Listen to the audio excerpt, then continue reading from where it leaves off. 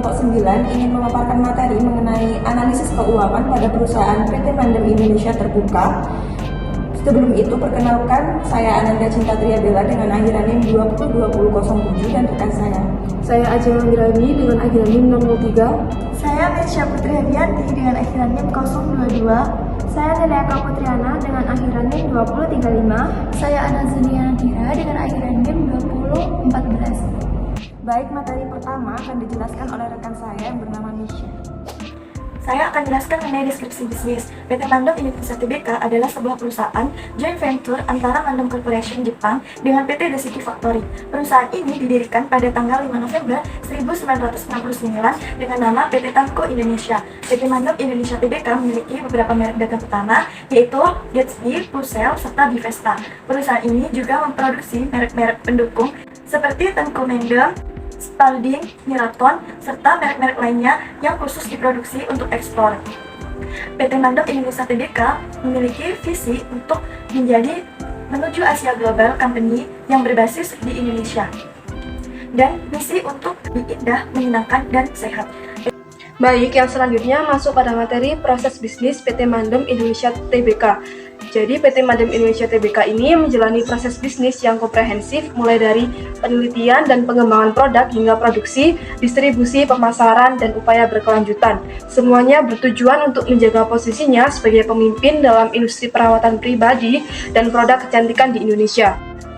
Selanjutnya masuk pada ZES Industri. PT Mandem Indonesia Tbk bergerak di industri kosmetik dan produk perawatan pribadi. Perusahaan ini memproduksi berbagai macam produk perawatan seperti perawatan rambut, kosmetik, wangi-wangian, bahan pembersih, serta kemasan plastik. PT Mandem Indonesia Terbuka ini memiliki kondisi internal. Yang pertama, harga yang kompetitif. PT Mandem Indonesia Tbk menawarkan harga yang lebih murah daripada para pesaingnya, karena PT Mandem Indonesia Tbk mempunyai hubungan yang kuat dengan para pemasoknya, sehingga dapat menekan harga jualnya. Yang kedua, jenis barang yang ditawarkan bervariasi. PT Mandem Indonesia Tbk menjual barang variasi produk kosmetika dan toiletries dengan berbagai macam merek. Produk-produk yang ditawarkan PT Mandem. Baik, selanjutnya ada tantangan bisnis global pada perusahaan PT Mandem Indonesia Terbuka. Jadi salah satu tantangan PT Mandem Indonesia Terbuka adalah daya saing yang ketat di industri perawatan pria. Ada banyak perusahaan dengan merek-merek yang kuat dan produk-produk inovatif di pasar ini. Selain itu, PT Mandem Indonesia Terbuka juga perlu terus beradaptasi dengan tren dan kebutuhan konsumen yang terus berubah. Jika mereka gagal melakukannya, perusahaan ini berpotensi kehilangan pangsa pasarnya kepada pesaing yang lebih tanggap terhadap perubahan. Lalu tantangan selanjutnya yaitu tren di pasar kosmetik yang cepat berubah. Berdasarkan data laporan keuangan tahun 2019, terdapat pertumbuhan penjualan di tahun 2019. Namun di sisi lain, beban pokok penjualan mencatatkan kenaikan yang cukup signifikan dibandingkan tahun 2018, sehingga berdampak pada penurunan laba bersih yang didapatkan perusahaan. Kondisi inilah yang perlu menjadi perhatian PT Mandem Indonesia untuk mengambil langkah guna mengefektif dan mengefisienkan biaya produksi dari produk-produknya. Tantangan internal yang dihadapi oleh PT Mandem Indonesia Tbk adalah semakin banyak persediaan yang dimiliki oleh perusahaan yang dapat menimbulkan ketidakefisienan dan memicu resiko penurunan kualitas apabila barang tidak segera terjual. Nah, banyaknya persediaan juga akan membutuhkan biaya yang lebih besar seperti gudang penyimpanan dan biaya lainnya jika barang rusak atau tidak terjual. Baik, selanjutnya yaitu tinjauan industri dan posisi persaingan. Menurut Pratama dan Sunarto tahun 2018, pertumbuhan ekonomi dan kemajuan teknologi di era globalisasi berkembang semakin pesat, sehingga dunia bisnis pun semakin kompetitif. Informasi yang dibutuhkan oleh investor salah satunya adalah laporan keuangan perusahaan, yang dapat dijadikan acuan tingkat keberhasilan operasional perusahaan dalam jangka waktu tertentu adalah laporan laba rugi. Kondisi PT Mandem Indonesia Tbk dibandingkan dengan perusahaan sejenis, yaitu PT Martina Berto, perusahaan sejenis pada industri atau usaha yang sama, yaitu PT Martina Berto Tbk akan dijabarkan seperti di bawah ini. Perbandingan kondisi PT Mandem Indonesia dengan perusahaan sejenis, yaitu pada tanggal 31 Desember 2022 dan 2021, seluruh saham perusahaan sejumlah 201 triliun saham dengan nilai nominal 500 per saham telah dicatatkan di Bursa Efek Indonesia. Kondisi saham PT Martina Berto Tbk sampai 31 Desember 2022, perseroan tidak menerbitkan efek maupun saham lainnya.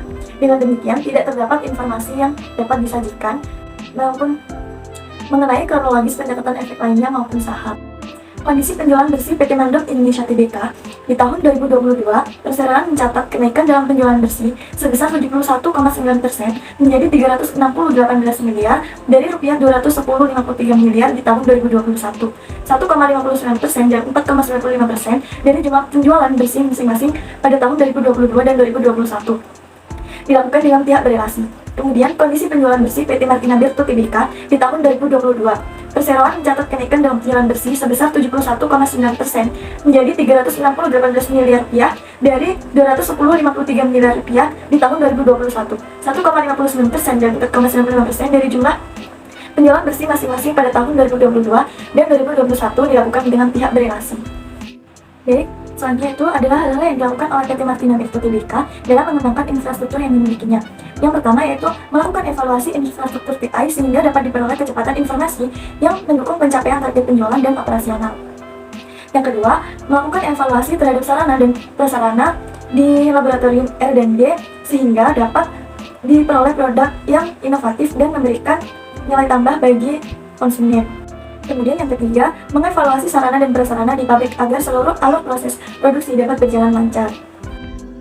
Yang selanjutnya masuk pada materi analisis laporan keuangan PT Mandem Indonesia Tbk berdasarkan standar ketentuan CFA yang terdiri dari rasio likuiditas, rasio aktivitas, rasio solvabilitas, dan rasio profitabilitas. Yang pertama, rasio likuiditas, hasil current ratio yang bisa kalian lihat di sini. Jadi hasil current ratio pada tahun 2021 ini sebesar 8.128,13% dan hasil current ratio pada tahun 2022 sebesar 721,49%, yang artinya rasio lancar pada tahun 2021 ini mengalami penurunan sampai dengan tahun 2022 dan perusahaan tidak cukup baik. Tetapi nilai rasionya di atas 100% mengindikasikan utang lancar yang lebih kecil daripada aset lancar, sehingga perusahaan memanfaatkan aset lancarnya secara efisien.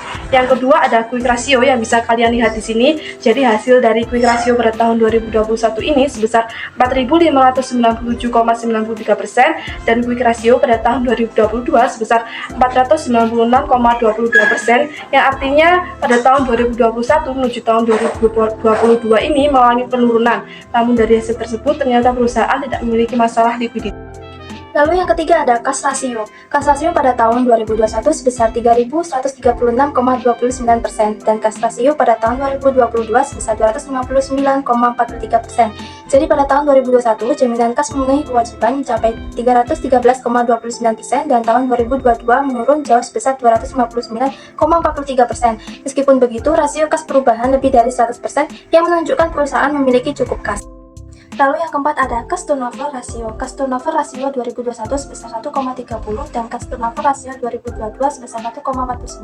Jadi rasio perputaran kas di akhir tahun 2022 sebesar 1,49 kali dibandingkan pada tahun sebelumnya hanya mencapai 1,30 kali. Lalu yang kelima ada inventory to net working capital. Inventory to net working capital pada tahun 2021 sebesar 0,44 dan inventory to net working capital tahun 2022 sebesar 0,36. Jadi pada tahun 2022 sebesar 0,36 lebih rendah dibandingkan tahun sebelumnya yang sebesar 0,44 yang menunjukkan tingkat likuiditasnya semakin meningkat. Baik, yang selanjutnya ada poin B, yaitu analisis rasio solvabilitas atau leverage ratio. Terkait analisis rasio solvabilitas pada PT Mandem Indonesia Terbuka dapat dijabarkan sebagai berikut.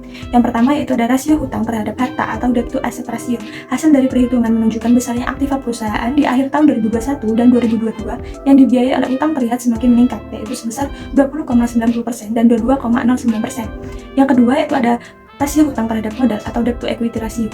Bisa dilihat hasil perhitungan menunjukkan besarnya modal yang dapat dijadikan sebagai jaminan utang pada akhir tahun 2021 sebesar 26,43% dan di tahun 2022 sebesar 28,35%. Yang ketiga yaitu ada rasio hutang jangka panjang terhadap modal atau long term debt to equity ratio. Bisa dilihat hasil perhitungannya di mana besarnya modal yang dapat dijadikan sebagai jaminan utang jangka panjang masing-masing pada akhir tahun 2021 adalah 16,71% dan menurun di akhir tahun 2022 yaitu menjadi 16,44%. Selanjutnya, analisis rasio aktivitas merupakan rasio yang digunakan untuk mengukur tingkat efisiensi pemanfaatan sumber daya perusahaan. Maka, terkait analisis rasio aktivitas pada PT Mandem Indonesia Tbk dapat dijabarkan sebagai berikut. Pertama yaitu inventory turnover. Pada tahun 2021, inventory turnover PT Mandem Indonesia Tbk memperoleh hasil dengan 296 kali. Kemudian di tahun 2022, inventory turnover PT Mandem Indonesia Tbk memperoleh hasil 4,11 kali. Tingkat kenaikan penjualan lebih besar dari tingkat kenaikan pada persediaan yang ternyata meningkat, sehingga perputaran persediaan yang terjadi mengalami kenaikan yaitu akhir tahun 2021 sebanyak 1 kali dan di akhir tahun 2021 sebanyak 4 kali. Analisis rasio profitabilitas pada PT Mandem Indonesia Tbk bisa dilihat pada gambar di samping. Total aset turnover sama dengan gross profit per unit sale. Total aset turnover pada tahun 2021 sama dengan 5,06%, pada tahun 2022 1,36%. Net profit margin NPM earning after interest and tax per sales NPM pada 2021 sama dengan 4,13%, pada tahun 2022 0,89%. Return on investment atau ROI earning after interest and tax per total asset. ROI pada tahun 2021 3,33%, pada 2022 0,76%. Return on equity ROE earning after interest and tax per equity ROE 2021 sama dengan 4,02%. ROE 22 0,98% dari tahun 2021, dan tahun 2022 modal sendiri meningkat. Baik, pada poin valuasi yang pertama ada aset dapat dilihat pada perhitungan aset lancar dan tidak lancar yang tertera di samping.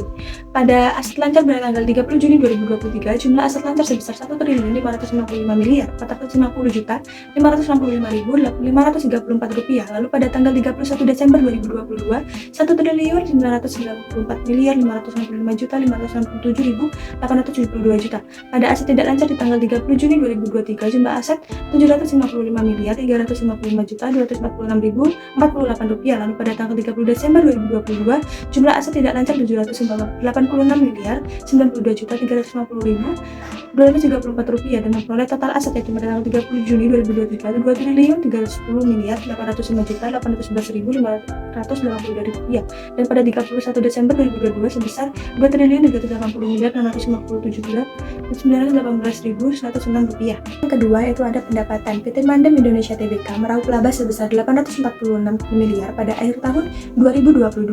Kinerja tersebut berbalik dibandingkan tahun sebelumnya, di mana pada tahun 2021 perseroan mencatatkan kerugian sebesar 75,68 miliar.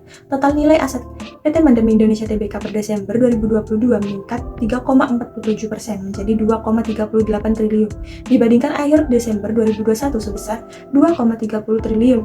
Liabilitas perseroan tercatat sebesar 525,87 miliar dan ekuitas pemegang saham sebesar 1,85 triliun. Untuk detail data akan saya lampirkan di sebelah sini. Kinerja keuangan PT Mandem Indonesia Tbk mempunyai kinerja positif tahun 2022 setelah membukukan kerugian tahun sebelumnya. Perseroan mampu membukukan laba bersih sebesar 18,10 miliar atau setara dengan peningkatan pendapatan sebesar 10,51% yang berfokus pada produk fast moving. Berdasarkan laporan keuangan Tajid, pencatatan pendapatan bersih sebesar 2,4 triliun selama tahun 2022, meningkat 10,51% dibandingkan dengan pendapatan tahun 2021 sebesar 1,85 triliun. Yang selanjutnya masuk pada materi ringkasan investasi PT Mandem Indonesia Tbk. Jadi sebelum melakukan investasi pada PT Mandem Indonesia Tbk ini, penting untuk melakukan penelitian menyeluruh dan memahami profil perusahaan, produk, kinerja keuangan, dan risiko-risiko yang terkait. Rasio keuangan yaitu membandingkan angka-angka dalam laporan keuangan dengan cara membagi satu angka dengan angka lainnya. Perbandingan dapat dilakukan antara komponen yang ada dalam laporan keuangan atau membandingkan suatu komponen dengan komponen lain dalam satu laporan keuangan. Jadi investasi dalam saham PT Mandem Indonesia Tbk ini langkah yang melibatkan potensi resiko dan imbal hasil. Jadi penting untuk melakukan penelitian dan memahami investasi sebelum membuat keputusan serta memiliki strategi investasi yang sesuai dengan tujuan keuangan. Baik, selanjutnya yaitu risiko investasi PT Mandem Indonesia Tbk. Salah satu risiko investasi PT Mandem Indonesia Tbk yaitu fluktuasi harga saham Mandem dapat dipengaruhi oleh kondisi pasar saham yang tidak stabil. Perubahan dalam tren pasar, sentimen investor, atau kondisi ekonomi global dapat mempengaruhi harga saham perusahaan.